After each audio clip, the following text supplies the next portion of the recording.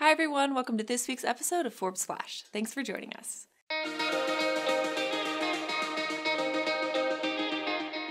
Big news for football fans this week as two of the NFL's biggest names signed some of the league's biggest contracts. First came Odell Beckham Jr.'s $95 million long-term contract extension with the New York Giants.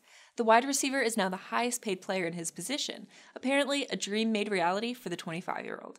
It's unclear yet if the contract is a true 5-year extension tacked onto his current deal, or if the final year of his current deal has been voided. What is clear, though, is that the talented OBJ will remain at the top of many conversations in seasons to come. The Green Bay Packers' Aaron Rodgers, dogged by injury and rumors of his remaining time at the top, has made his intentions pretty clear. The star quarterback's 4-year, $134 million contract extension is a new NFL high, knocking Matt Ryan's deal with the Falcons out of the record books. Rodgers will earn about $90 million of the next year, in combination with earnings from the Packers and endorsement deals, all but solidifying a spot among the world's highest-paid athletes. He's been on the list before, but not since 2015. What better time to make it back to the top than your 14th season in the NFL? Here's a few stories you might have missed this past week.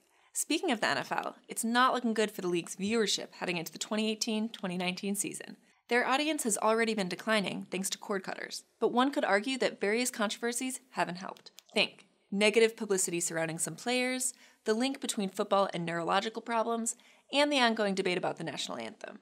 But even if viewership drops again this year, the NFL is doing just fine when it comes to revenue, currently sitting at $14 billion a year. The least of their worries is securing advertisers for commercials, thanks to routinely high ratings for their games. Also unstoppable in the TV ratings game, Fox News. The long dominant network hit a major milestone this month, 200 months in a row as the most watched network in cable news.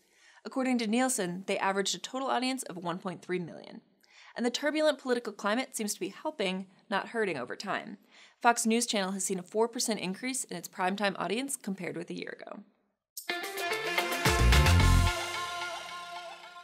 Wednesday, August 29th, would have been Michael Jackson's 60th birthday, were it not for his untimely death in 2009. The king of pop has continued to reign supreme. Even since then, he's earned $2.1 billion.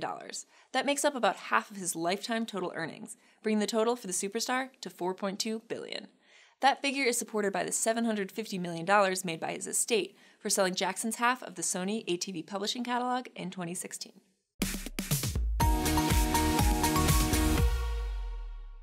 Welcome to the Billionaires Club, John Oyler. As the founder and CEO of biotech company BeiGene, Oyler owns 10% of the company, which has a market cap of more than $10 billion. But there's a unique factor to his fortune. Oyler is the first American-born entrepreneur to achieve billionaire status from a company started in China. He founded the firm in Beijing 8 years ago. The venture is Oyler's third company. The first was acquired in 2007, and the second sold in 2009.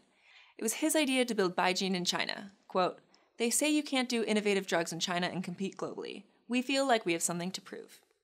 And for another story in the world of biotech billions, Tempus, a startup founded by Groupon co-founder and billionaire Eric Lefkofsky in 2015, just hit a valuation of about $2 billion. The company uses data analytics to improve cancer treatments, inspired by Lefkofsky's experiences during his wife's own cancer treatment. Tempus' latest raise, a Series E financing of $110 million, brings its total fundraise to $320 million. They plan to expand beyond oncology and into cardiovascular disease and diabetes. Looking for a place to put down roots in your post-working years? We released our list of the best places to retire in each state this week, crunching the numbers to find 2 cities, or towns, in each state that offer the best of the best for retirees. Include in the calculations affordability, high quality of living, walkability, and more. Some of the notable names, like Athens, Georgia, and Pittsburgh, Pennsylvania, are familiar recommendations from our Best Places to Retire list.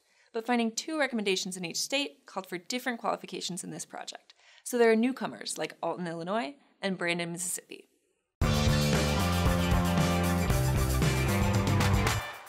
Next week, we'll be hosting our first ever Under 30 Summit Europe in the vibrant city of Amsterdam. We'll be hearing from entrepreneurs and trailblazers alike, with notable names like Maisie Williams and Afrojack taking the stage. Follow along with hashtag Under30Summit on social media.